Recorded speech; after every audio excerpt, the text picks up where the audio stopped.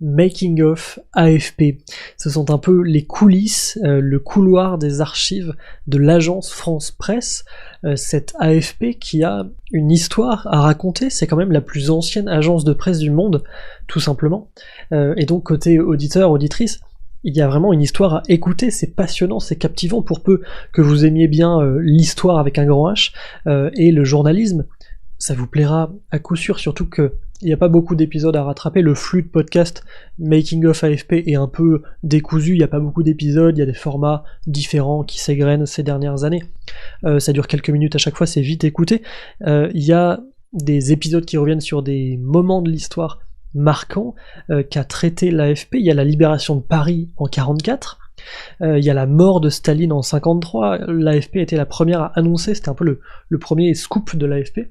Et puis ensuite il y a des histoires, des témoignages de journalistes, de photographes qui sont un peu les mémoires vivantes de l'AFP et qui racontent de par le monde leur métier, notamment un dernier épisode tout récemment sur un vaticaniste, un journaliste qui a passé presque 50 ans au Vatican, c'est passionnant tout ça.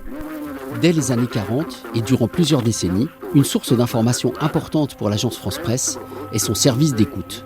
Des rédacteurs enregistrent les journaux d'actualité diffusés par les radios ondes courtes de nombreux pays et particulièrement ceux qui émettent depuis le bloc de l'Est, comme Radio Moscou.